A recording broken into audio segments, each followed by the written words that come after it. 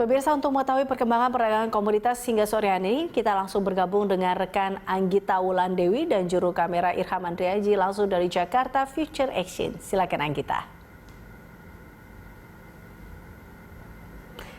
Untuk perdagangan di Jakarta Futures Exchange pada pukul 15.00 tadi, komoditas yang mengalami kenaikan jumlah volume transaksi adalah emas yang ditransaksikan sebanyak 3.249 lot dengan kenaikan harga yang saat ini sudah mencapai Rp743.950 per 1 gramnya untuk harga lokal. Kemudian untuk komoditas yang mengalami penurunan jumlah transaksi adalah komoditas online yang tadi pukul 15.00 ditransaksikan sebanyak 620 lot dengan harga Rp9.305. Dan untuk membahas apa saja sentimen yang menyebabkan naik turunnya harga sejumlah komoditas ini, saat ini saya sudah bersama dengan Direktur Pluton Mega Berjangka Sarda Sitompul. Selamat sore Pak Sarda, kalau kita lihat ini setelah emas sempat terkoreksi menurun, tadi dibuka di perdagangan ini menyentuh level tertinggi. Bagaimana pergerakannya hingga sore ini?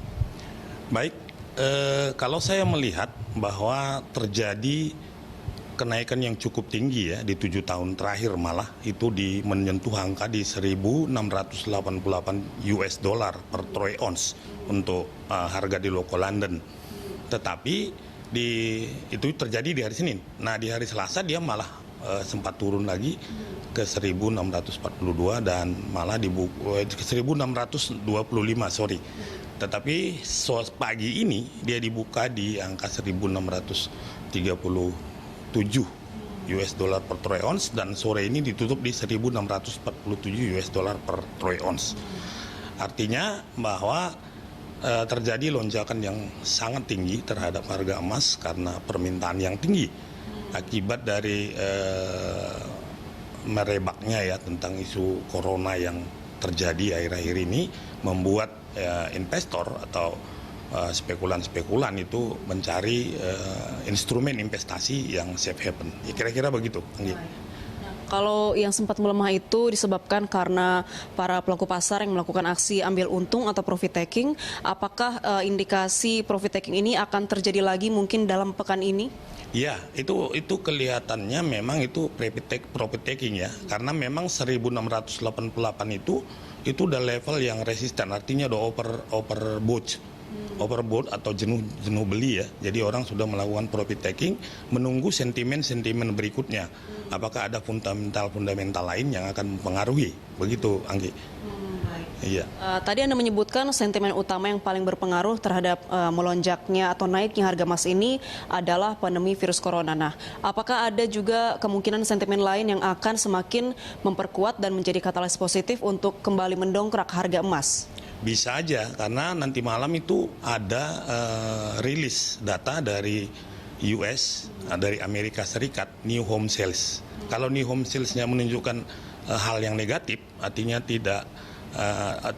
terjadi penurunan, menyebabkan menurunnya nilai mata uang US dollar, itu otomatis akan menyebabkan naiknya nilai harga emas di local London. Kira-kira begitu, Anggi. Untuk rilis data new home sale sendiri nanti malam, apakah konsensus pasar memprediksikan ini akan negatif atau positif? Sepertinya sih negatif.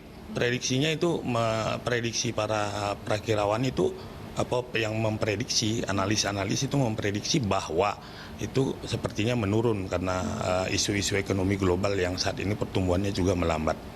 Gitu kira-kira. Artinya pelaku pasar masih wait and see untuk menanti data nanti malam ya Pak? Iya. Baik. Nah, kalau dengan perdagangan komoditas lain seperti online dan juga kopi ini saat ini bagaimana pergerakannya? Kalau komoditas sih saya melihat bahwa terjadi penurunan volume transaksi juga ya, seperti yang terjadi hari ini di Bursa Berjangka. Sangat signifikan terjadinya penurunan volumenya karena mungkin permintaannya itu menurun. Akibat apa? Kembali ke tadi ya, kejadian yang tadi ya, peristiwa yang terjadi di Tiongkok itu sangat berpengaruh terhadap permintaan mereka terhadap komoditas kita, khususnya olein, ya kan, olein dan produk-produk lain, kopi dan sebagainya. Itu berpengaruh terhadap permintaan sehingga harganya juga ikut menurun gitu kira-kira Anggi. Iya.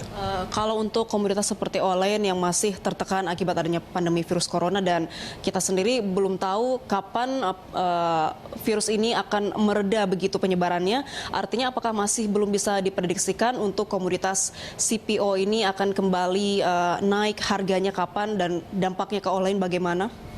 Kalau soal diprediksi kapan dia harus naik, itu sebetulnya masih banyak harus dipertimbangkan, terutama masalah iklim juga ya, karena itu kan komoditas pertanian dan perkebunan itu kan sangat terpengaruh sekali untuk hasil panennya nanti. Kalau iklim ekstrim ini akan berlanjut terus, itu bisa memicu nanti naiknya harga-harga komoditas pertanian dan perkebunan seperti olain, kopi, dan jagung dan sebagainya itu akan memicu harga karena permintaan yang tinggi sementara stoknya kan sedikit. Nah, jadi itu bisa memicu naiknya harga dari komoditas-komoditas tersebut gitu kira-kira. Artinya komoditas pertanian seperti kopi dan juga Olen ini masih sangat bergantung kepada cuaca ekstrim saat ini ya Pak? Iya betul, ya seperti itu. Kalau kita untuk apa saja sih hal-hal yang harus diperhatikan atau dilihat oleh para pelaku pasar yang menjadi rekomendasi sebelum perdagangan besok? Hal-hal yang perlu diperhatikan menurut saya adalah yaitu itu tadi ya, rilis new home sales nanti malam itu juga menjadi data pemicu untuk naiknya harga komoditas atau harga mata uang atau komoditi emas juga. Kemudian hal-hal lain yang mungkin timbul akibat kebijakan-kebijakan yang diambil dari bank-bank sentral, terutama Bank Sentral Amerika Serikat. Itu sangat berpengaruh terhadap naik turunnya harga komoditas tersebut. Gitu, Anggi. Terima kasih banyak atas informasinya Pak Sarda. Ya, Eliza dan pemirsa, demikian wawancara kami dengan Direktur Pruton Mega Berjangka Sarda Sitompul, di mana komoditas di pasar berjangka atau di Jakarta Futures Exchange hari ini memang seperti kopi dan juga Olen ini mengalami penurunan volume transaksi dan juga penurunan harga. Dan untuk komoditas emas sendiri, hari ini harganya kembali naik setelah kemarin sempat terkoreksi akibat aksi profit taking. Dan untuk transaksi emas sendiri ini diprediksikan akan bergerak pada level support dan juga resistance di angka 1.588 hingga 1.688 US dollar per troy ounce untuk perdagangan besok. Kembali ke Anda di studio, Elisa. Baik, terima kasih Anggita atas laporan Anda. Pemirsa, Anggita Wulandewi dan juru kamera Irham Andriaji melaporkan langsung dari Jakarta Future Exchange.